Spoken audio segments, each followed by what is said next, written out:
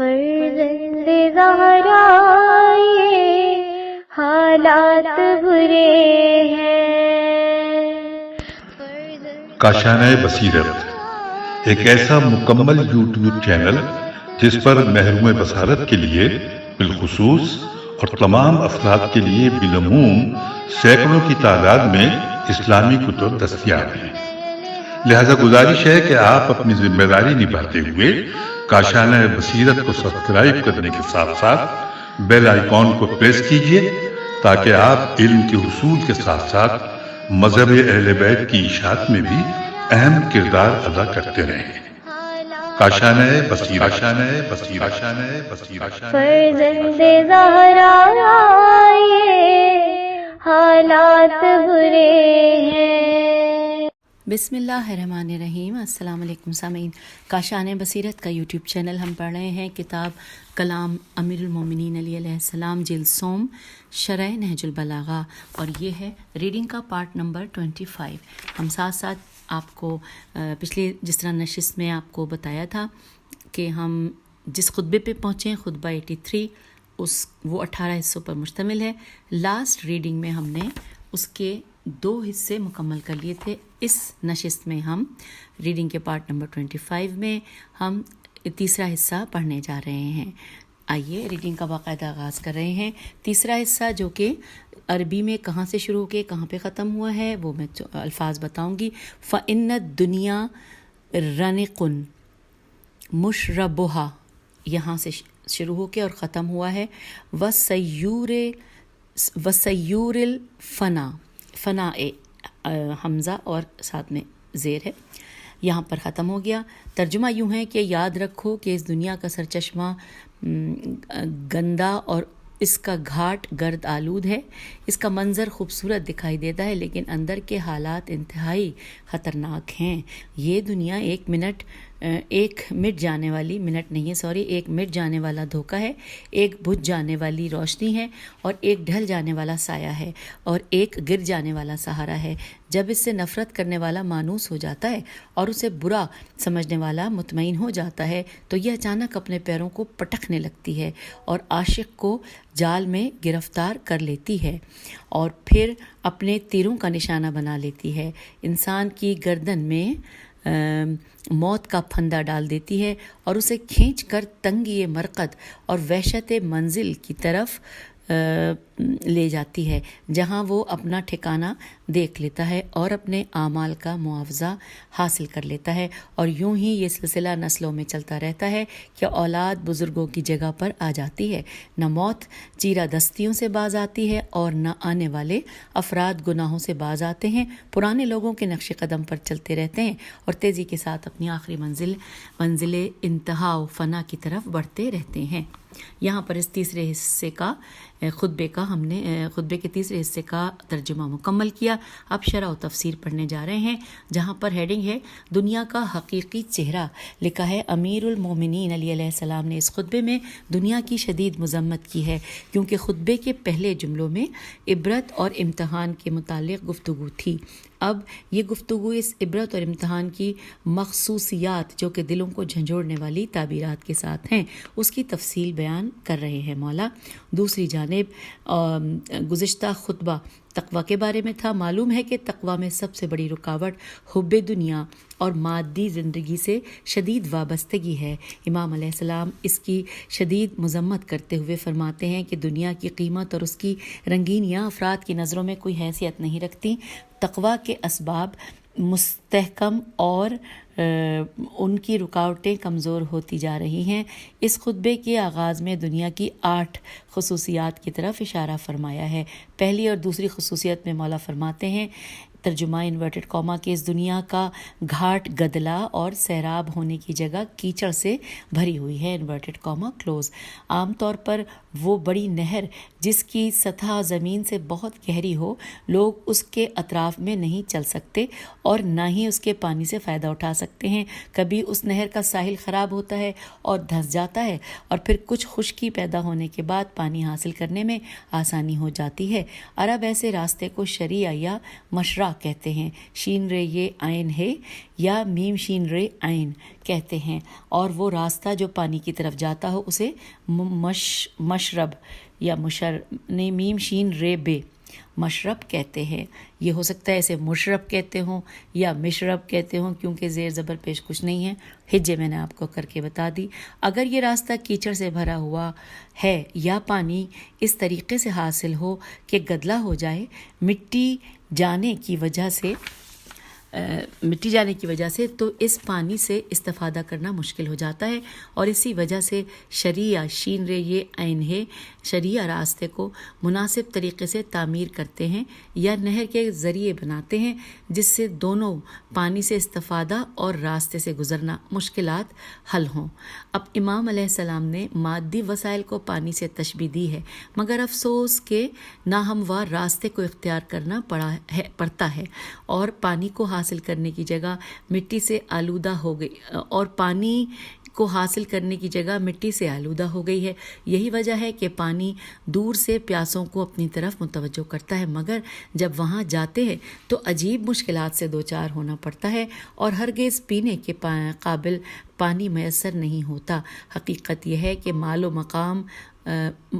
و مقام و تجملات دنیا سب ہی میں اس قسم کی مشکلات ہیں کہ چونکہ دنیا کے حصول کے لیے انسان بہت سے اخلاقی فضائل سے چشم پوشی کرتا ہے، اور جھوٹ، خیانت، ذلت برداشت کرنے سے اپنے آپ کو گناہوں میں آلودہ کرتا ہے، ان تمام کارستانیوں کے ساتھ جب وہ ان تک پہنچتا ہے تو حاسدوں، مزاحمت کاروں کی طرف سے رکاوٹوں کا سامنا کرنا پڑتا ہے جو انتہائی غلاظت سے پر ہوتی ہیں۔ اب لکھا ہے تیسری اور چوتھی خصوصیت میں مولا فرما رہے ہیں انورٹڈ کاما کہ جس کا ظاہر خوشنما اور باطن تباہ کن ہے، انورٹڈ کاما کلوز۔ اب لکھا ہے کہ اس طرح کی دو رخی اس دنیا میں پائی جاتی ہے کہ جس کا اسلام کے بزرگ پیشواؤں کی تعبیر میں مختلف صورتوں میں ذکر ہے۔ کبھی دنیا کو سانپ سے تشبیہ دی گئی ہے کہ جو ظاہر میں نرم اور باطن میں مہلک ہے، اور اسی طرح سے اب یہاں پر آپ کو یہ پڑھ کے سنا دیتی ہوں عربی میں، کیونکہ اس کے ساتھ عربی تو یہ ہے، تھوڑی سی پڑھ لیتی ہوں۔ فَإِنَّمَا مَثَلُ الدُّنْيَا مَثَلُ الْحَيَّةِ الْلَيِّنِ مَسُّهَا وَقَاتِلٌ سَمُّهَا۔ بہت مشکل سے پڑھی ہے میں نے، کیونکہ بہت سارے زیر زبر پیش کے مسئلے مسائل تھے۔ اب یہاں پر لکھا ہے اس کے بارے میں، اس سے نیچے یہ لکھا ہے کہ کبھی اس دنیا کو خوبصورت بناؤ سنگھار والی عورت سے تشبیہ دی ہے، اور جو اپنے شوہروں کو یکے بعد دیگرے قتل کر دیتی ہے۔ کوئی بھی شخص دنیا کی اس صفت سے ناواقف نہیں، ظاہر دلکش و فریب تر، اور اس کا باطن زہر قاتل ہے۔ پھر لکھا ہے پانچویں وصف میں دنیا کی بے اعتباری اور ناپائیداری کی طرف مولا نے اشارہ فرمایا ہے۔ انورٹڈ کاما ترجمہ: یہ ایک مٹ جانے والا دھوکہ، غروب ہونے والی روشنی، ڈھل جانے والا سایہ اور جھکا ہوا ستون ہے، انورٹڈ کاما کلوز۔ بے شک دنیا خوبصورت اور دل فریب ہے، مگر جو ہی انسان اس سے فائدہ اٹھانا چاہتا ہے اس کی خوبصورتی اور دل فریبی ختم ہو جاتی ہے۔ اسی لیے امام علیہ السلام نے اسے غرور حائل، غین رے واو رے ہے الف حمزہ لام، غرور حائل سے تعبیر کیا ہے، کیونکہ غرور دھوکہ دینے کے معنی میں استعمال ہوتا ہے، جس کے لیے ظاہری خوبصورتی لازمی ہے، جبکہ غرور بروزن قبول دھوکہ دینے والے کو کہتے ہیں، اس لیے شیطان کو غرور کہا گیا ہے۔ تو یہاں پہ ہم نے نوٹ کر لیا یہ غرور کے مطلب بھی۔ اب اگلا ساتھ میں ورڈ لکھا ہے حائل، ہے الف حمزہ لام۔ حائل کے بعد لکھا ہے کہ حائل بھی گزر جانے والے کے معنی میں استعمال ہوا ہے، اور دو چیزوں کے درمیانی فاصلے کو بھی حائل کہتے ہیں، جو دو چیزوں کو ایک دوسرے سے جدا کرتا ہے۔ دنیاوی نعمتوں میں چمک دمک ہے، اس لیے امام علیہ السلام نے اسے زواد واو اور حمزہ اس پہ دو پیش ہیں، جبکہ زواد کے اوپر زبر ہے اور واو پہ جزم، تو زون سے تعبیر کیا ہے، مگر یہ چمک ہمیشہ کے لیے نہیں ہے، جلد ختم ہو جاتی ہے، اسی وجہ سے اسے افل سے تعبیر کیا گیا ہے، الف فے لام، فے کے ساتھ زیر ہے بس۔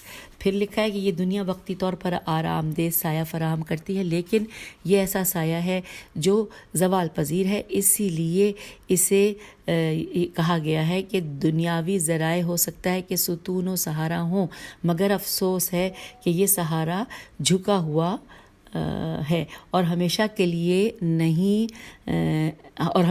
نہیں، اس لیے اسے سنادن مائلن کہا گیا ہے۔ یہ عربی کا ورڈ تھا سنادن مائلن۔ پھر لکھا ہے کہ پھر آپ علیہ السلام نے دنیا کی دوسری خصوصیات کی طرف اشارہ کیا، صفات کو دوسری تشبیہات اور تعبیرات سے بیان فرمایا۔ اب یہاں پہ مولا کے کلام کا حصہ ترجمہ پڑھ رہے ہیں کہ دنیا کی مکاری اور ظاہری خوشنمائی لوگوں کی دنیا سے محبت کا سبب بنتی ہے، دنیا سے منہ موڑنے والے اس سے دل لگاتے ہیں، اور ساتھ ساتھ یہ لکھا ہے کہ یہ ایسا ہے جیسے سرکش گھوڑا اچانک اچھلتا ہے اور اپنے سوار کو زمین پر دے مارتا ہے، دنیا بھی اسی طرح سے لوگوں کو زمین پر دے مارتی ہے اور اپنے جال میں پھنسا دیتی ہے اور اپنے تیروں کا نشانہ بناتی ہے۔ انورٹڈ کاما یہاں پر کلوز ہو گیا۔ اور اب ہم آگے چلتے ہیں، اگلے صفحے پہ بھی آ گئے ہیں۔ لکھا ہے امام علیہ السلام نے 3 تشبیہوں سے دنیا کی حالت کو مشخص معین کیا ہے۔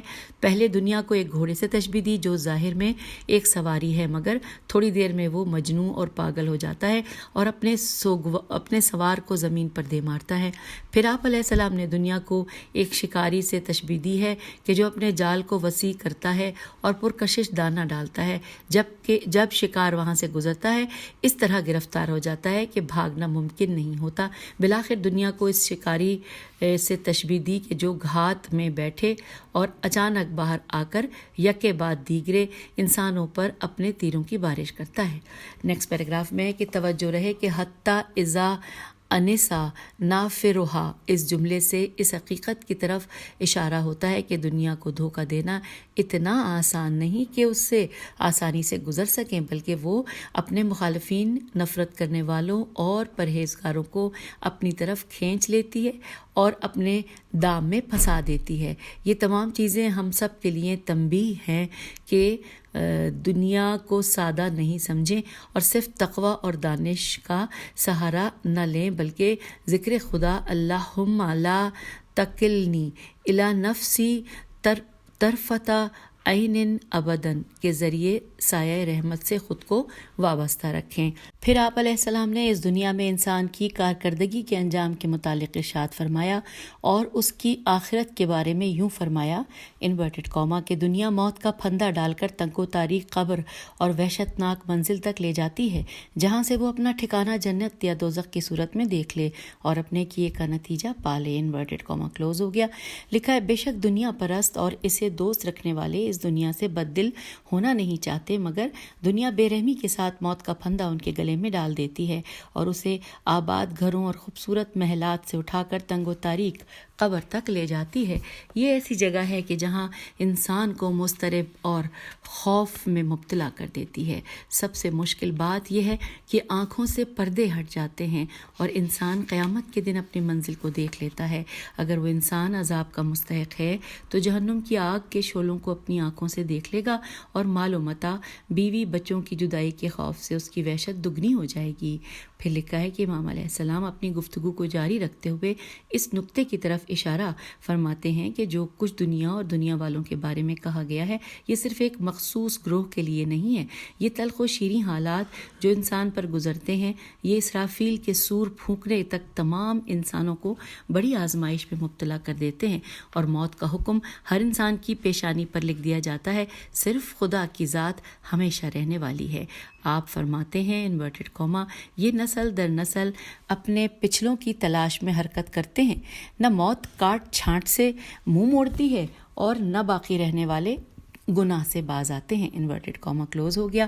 لکھا ہے جی ہاں، وہ ایک دوسرے کے جی ہاں کے بعد پھر دوبارہ لکھا ہے، ترجمہ ہم پڑھ رہے ہیں انورٹڈ کاما میں، کہ وہ ایک دوسرے کے نقش قدم پر چلتے ہیں اور یک کے بعد دیگرے مقام فنا کی طرف بڑھ رہے ہیں۔ انورٹڈ کاما کلوز ہو گیا۔ پھر لکھا ہے کہ در حقیقت اس نورانی بیان سے 2 نقطوں کی طرف اشارہ ہوتا ہے، اور پہلا یہ ہے کہ کہیں ایسا نہ ہو کہ کچھ لوگ یہ خیال کریں کہ اب اس عمومی قانون میں استثناء ہے اور وہ اپنے آپ کو اور اپنی زندگی کو جاویدانی سمجھتے ہوں.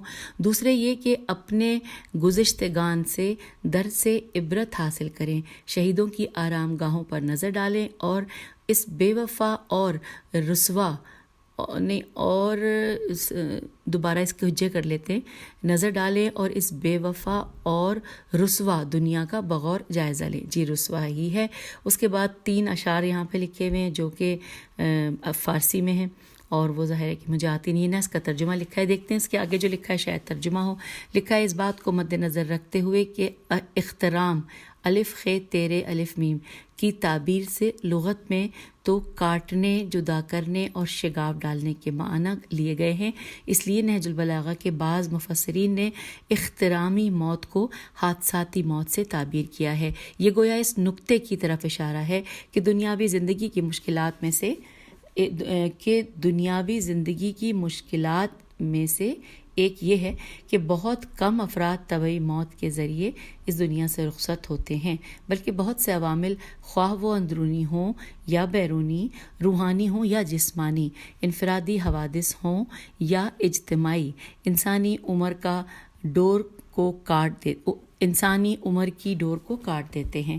یہی وجہ ہے کہ کوئی بھی اپنی زندگی کی بقا کی یہاں تک کہ ایک دن یا ایک گھنٹے کے لیے 100% امید نہیں کر سکتا. امام فرماتے ہیں انورٹڈ کاما لیکن اس کے باوجود باقی رہ جانے والے لوگ گناہوں سے کیوں باز نہیں آتے، انورٹڈ کاما کلوز. یہ انسان کی غفلت، لاپرواہی، نفس امارہ اور شیاطین کے وسوسے ہی ہیں جو انسانی وجود کو خطرے میں ڈالتے ہیں اور اس کی چشم بصیرت پر پردہ ڈالتے ہیں. جیسے مرغیاں لاپرواہی سے دانے کی طرف دیکھتی ہیں مگر تاک میں بیٹھے شکاری کو نہیں دیکھتی اور اس کے جال میں پھنس جاتی ہیں.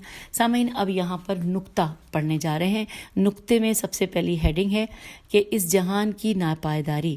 لکھا ہے قرآن مجید اور روایت. اچھا، یہ جو ہم نے پڑھا یہاں پہ اس کا میں آپ کو حوالہ ہی دینا بھول گئی. یہ جو پڑھا تھا نا کہ لیکن اس کے باوجود باقی رہ جانے والے گناہوں سے کیوں باز نہیں آتے، یہ ہے، اس کا حوالہ ہے شرح نہج البلاغہ ابن میسم بہرانی جلد نمبر 2 صفحہ نمبر 236. اچھا، اب نقطے کی طرف آ جائیں. جو ہیڈنگ ہے وہ اس جہان کی ناپائیداری. لکھا ہے قرآن مجید اور روایات میں دنیا کی بے وفائی اور ناپائیداری کے متعلق بہت کچھ بیان ہوا ہے. قرآن نے بہت خوبصورت طریقے سے دنیا کو بارش سے تشبیہ دی ہے. یہاں پر سورہ کہف کی آیت نمبر 45 مل کر پڑھنے لگے ہیں.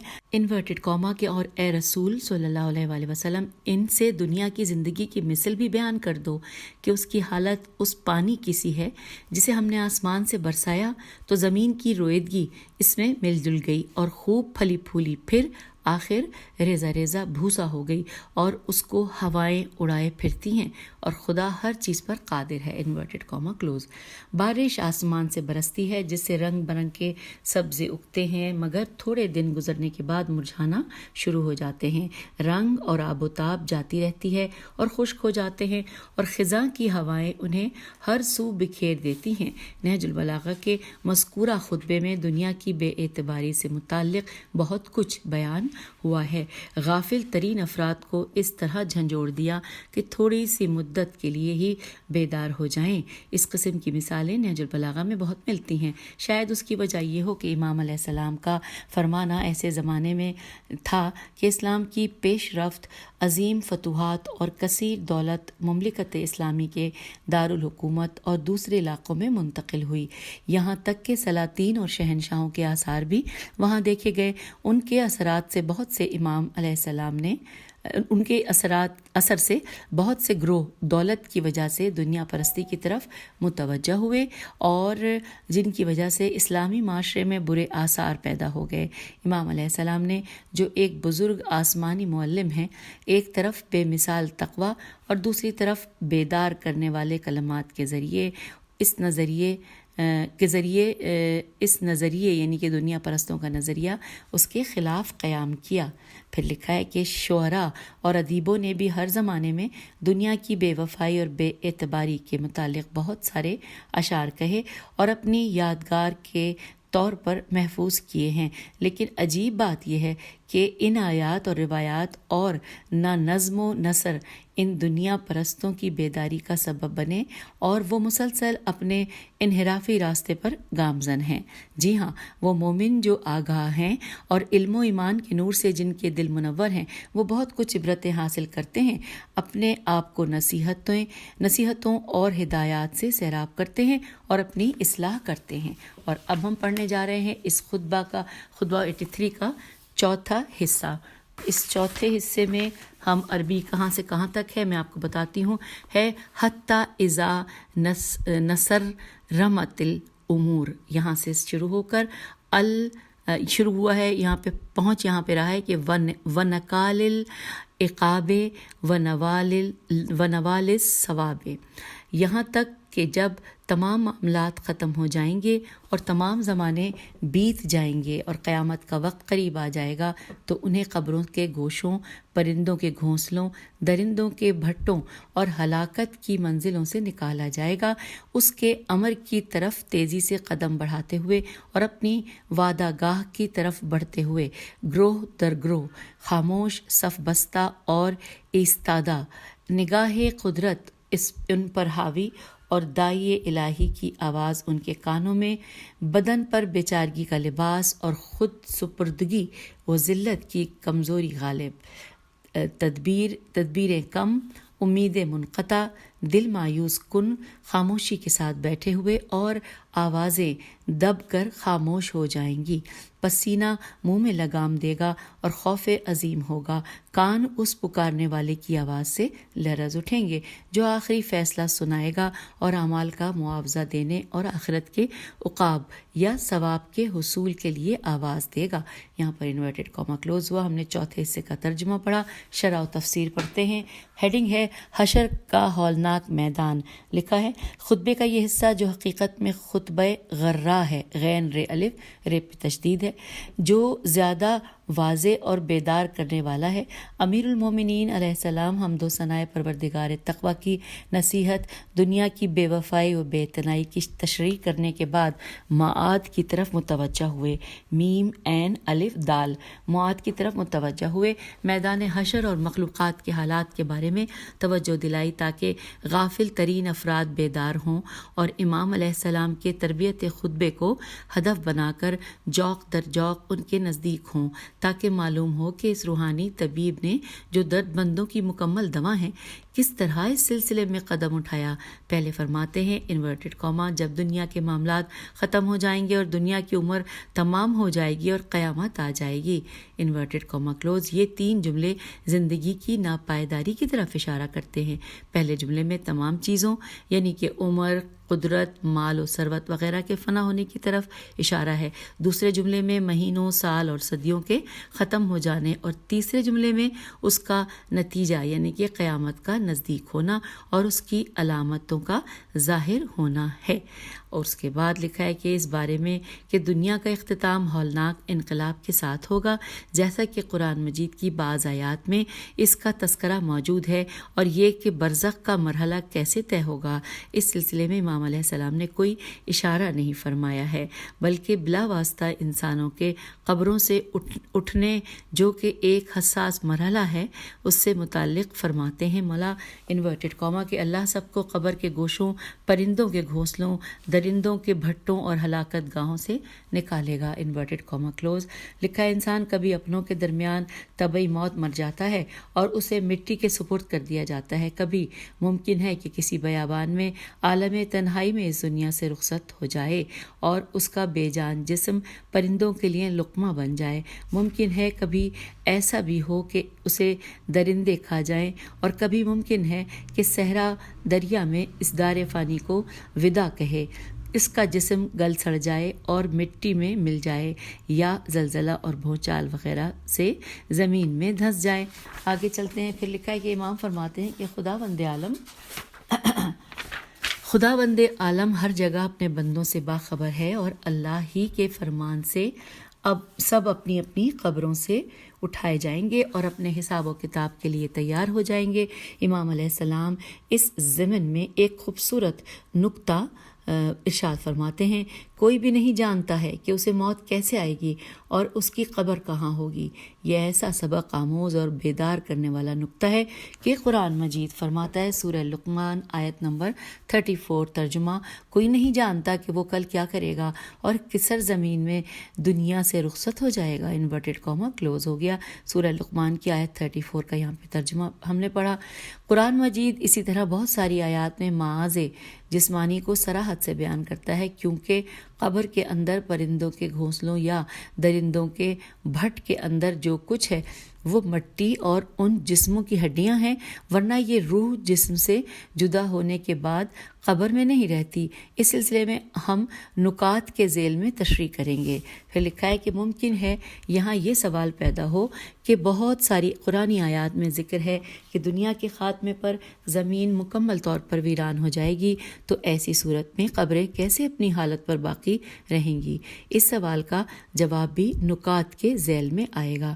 اب لکھا ہے امام علیہ السلام کی گفتگو کو جاری رکھتے ہوئے مولا فرماتے ہیں، انورٹڈ کاما کہ وہ سب عدالت گاہ الہی کی طرف بڑھتے ہیں، حالانکہ ان کی گردنیں کھچی ہوئی ہیں، ان کے اعمال ان کے نگران ہیں، خاموشی سے اپنی صفوں میں کھڑے ہوں گے، نگاہ قدرت انہیں دیکھ رہی ہوگی اور پکارنے والے کی آواز ان کے کانوں میں آتی ہوگی۔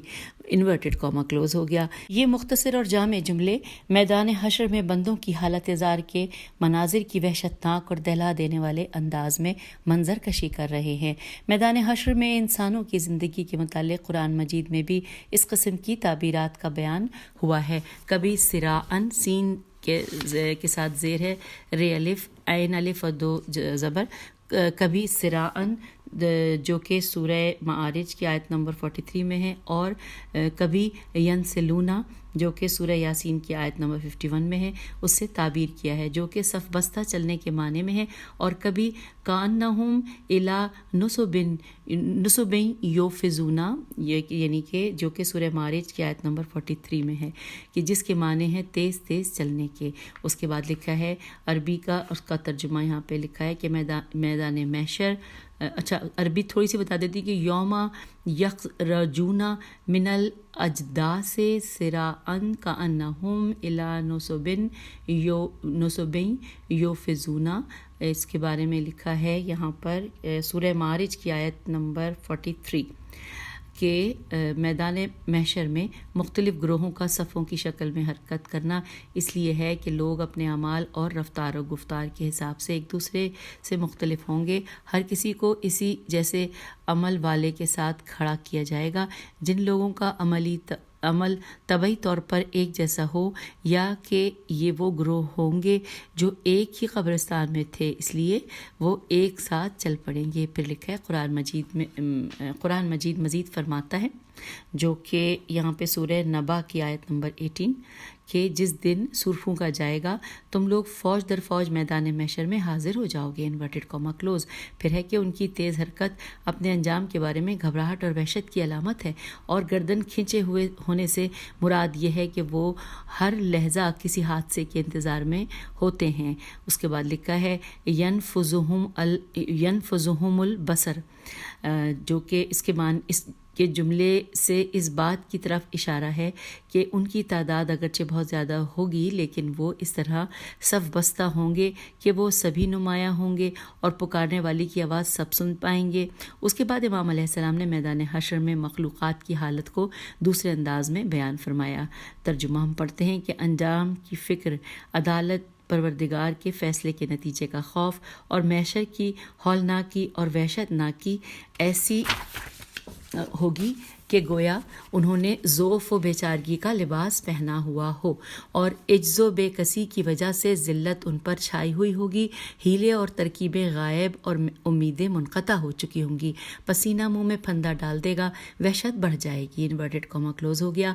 لکھا ہے جب واپسی کا راستہ بند ہو جائے گا اور درد کی دوا خدا بند عالم ہو، تو تمام چھوٹے بڑے اعمال مقام حساب میں ہوں تو ہر کسی کو اس کے اعمال کی جزا یقیناً دی جائے گی۔ دردناک عذاب گناہوں سے آلودہ اور بدکاروں کے انتظار میں ہوتا ہے۔ ان جیسے حالات کا واقع ہونا عجیب بات ہے۔ قرآن مجید میں بھی یہی اوصاف دیکھنے میں آئے ہیں کہ امام علیہ السلام کا خطبہ بھی حقیقت میں انہی آیات سے ماخوذ ہے۔ ایک جگہ ارشاد خدا بندی ہے، سورہ ابراہیم آیت نمبر 43 کے ترجمہ انورٹڈ کاما کہ محشر کے میدان میں گردنیں کھینچی جائیں گی، سروں کو آسمان کی طرف بلند کیا جائے گا، اس کی طرف ان کی نظر نہیں لوٹتی اور ان کے دل ہوا ہو رہے ہیں۔ انورٹڈ کاما کلوز ہو گیا۔ دوسری جگہ ارشاد خداوندی ہے، سورہ طہ آیت نمبر 108 ترجمہ کہ اس روز تمام الہی دعوت دینے والوں کے لیے انحراف کی گنجائش نہیں ہوگی۔ عظمت خداوند کریم کے سامنے تمام صدائیں نیچی ہو جائیں گی، صرف اس کی دھیمی آواز سنی جائے گی۔ Inverted comma close. پھر اب یہاں پہ لکھا ہے کہ الجمل ارقو کی تعبیر سے گویا اہل محشر کو خبردار کیا جاتا ہے کہ ایک طرف وحشت و اضطراب ہے تو دوسری طرف محشر کی گرمی، اور پھر تیسری بات یہ ہے کہ افراد کا ہجوم اور حد سے بڑھ کر تھکاوٹ اور باہم اس طرح ملے ہوں گے کہ ان کا بدن پسینے سے شرابور ہو جائے اور تمام جسم پر پسینہ جاری ہو جائے، سر اور چہرے سے بھی پسینہ جاری ہوگا کہ اگر منہ کھولا جائے تو منہ پسینے سے بھر جائے گا۔